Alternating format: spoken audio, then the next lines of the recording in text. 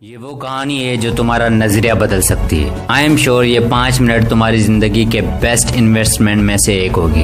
सिर्फ 5 मिनट कहानी को गौर से सुनना। यासिर जो कि कमिश्नर था उस इलाके का, और उमेर एक बिजनेसमैन था जो कि एक बहुत बड़ी कंस्ट्रक्शन कंपनी का मालिक था। दोनों की एज 50 साल से ज्यादा थी। दोनों की लाइफ एक्सपीरियंस से भरी हुई थी। हर एक के अपने अपने एक्सपीरियंसेस थे और अपने अपने नजरिए। लेकिन एक दिन उनके बीच बहस छिड़ गई। यासिर ने मजाक मजाक में कहा कि देखो, मैं लो मिडिल क्लास फैमिली से बिलोंग करता था। मेरा बाप एक किसान था और मैं आज एक कमिश्नर की सीट पे बैठा हूँ। हजारों लोग मुझसे मिलने आते हैं। मेरे पास पावर है, पुलिस है, सब कुछ है। तुम भी अगर मेरे साथ कमीशन की तैयारी करते तो कितना अच्छा होता। तुम भी मेरी तरह पावरफुल पोस्ट पर होते। उमेर ने कहा कि नहीं यासिर, मैंने जो किया अच्छा किया। मैं बिजनेस करियर चूज करके बहुत खुश हूँ। यासिर ने कहा नहीं यार, कितने टेंशन्स हैं तुम्हें। सुबह शाम मीटिंग्स, प्रोजेक्ट हासिल करने के लिए दिन रात मेहनत करते हो।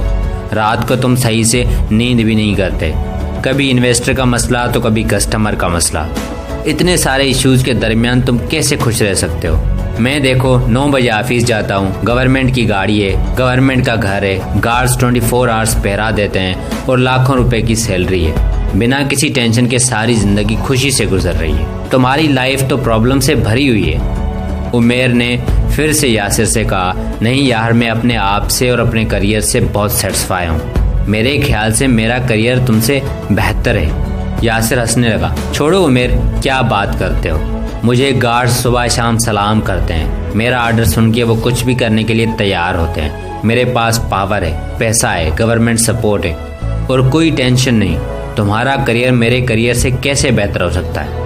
उमेर ने कहा कि पहले तो करियर इंटरेस्ट की बात होती है और मेरा इंटरेस्ट बचपन से बिजनेस में ही रहा है और इसलिए मैंने बिजनेसमैन बनने की ठान ली और आज मैं सक्सेसफुल बिजनेसमैन हूँ। हाँ, मानता हूँ कि इस करियर में बहुत ज़्यादा काम होता है, टेंशन्स भी होते हैं, लेकिन जिस हॉस्पिटल में तुमने अपने माँ बाप का इलाज कराया था उस हॉस्पिटल का प्रोजेक्ट मैंने कंप्लीट किया था और वो हॉस्पिटल किसी बिजनेसमैन की है। तुम्हें थोड़ी देर हो जाती तो कुछ भी हो सकता था। थैंक्स का उस बिजनेसमैन को जिसने तुम्हारे घर के साथ प्राइवेट हॉस्पिटल बनाए जहाँ पर हर फैसिलिटी तुम्हें मिलती है।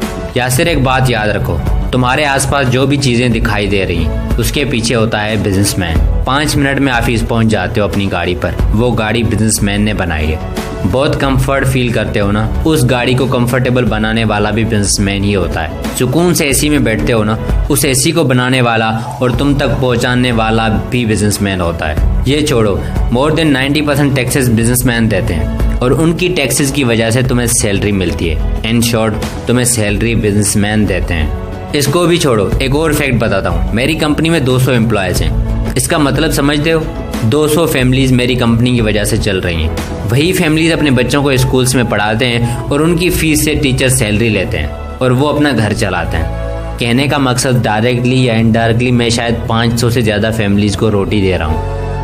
लास्ट मंथ जो मैंने मॉल बनाया था, जो तुम्हारे घर के पीछे वाली मार्केट में है, तुम्हें पता है उसमें कितने एम्प्लॉयज काम करते हैं और कितने बिजनेस चलते हैं उस मॉल में। मोर देन 2000 पीपल उस मॉल में काम करते हैं या बिजनेस चलाते हैं। मतलब कि 2000 फैमिलीज उस मॉल की वजह से चल रही हैं। हाँ, टेंशन्स होते हैं क्योंकि बिजनेसमैन के कंधों पर बहुत बड़ी जिम्मेदारियां होती हैं। हजारों फैमिलीज के खाने का जरिया हैं हम लोग। छोटी सी गलती हजारों लोगों को अनएम्प्लॉयड कर सकती है, इसलिए टेंशन होता है हमें। मुल्क के एक्सपोर्ट बढ़ाने वाला, उसकी इकोनॉमी को कंधा देने वाला होता है बिजनेसमैन।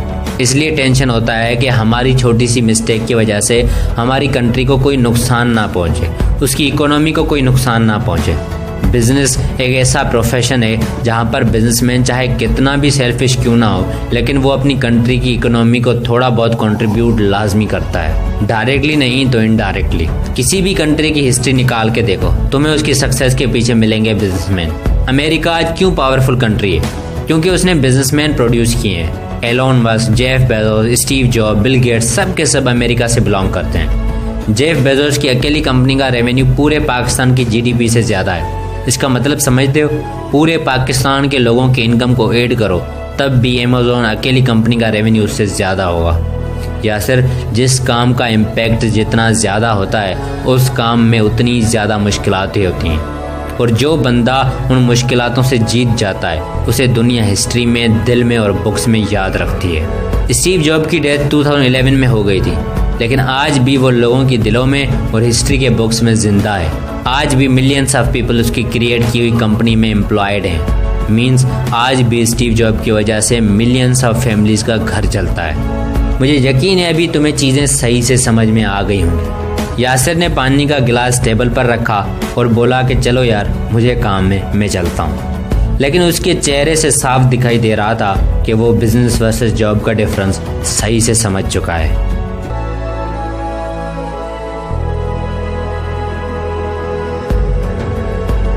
ये वो कहानी है जो तुम्हारा नजरिया बदल सकती है। आई एम श्योर ये 5 मिनट तुम्हारी जिंदगी के बेस्ट इन्वेस्टमेंट में से एक होगी। सिर्फ 5 मिनट कहानी को गौर से सुनना। यासिर जो कि कमिश्नर था उस इलाके का, और उमेर एक बिजनेसमैन था जो कि एक बहुत बड़ी कंस्ट्रक्शन कंपनी का मालिक था। दोनों की एज 50 साल से ज्यादा थी। दोनों की लाइफ एक्सपीरियंस से भरी हुई थी। हर एक के अपने अपने एक्सपीरियंसेस थे और अपने अपने नजरिए। लेकिन एक दिन उनके बीच बहस छिड़ गई। यासिर ने मजाक मजाक में कहा कि देखो, मैं लो मिडिल क्लास फैमिली से बिलोंग करता था। मेरा बाप एक किसान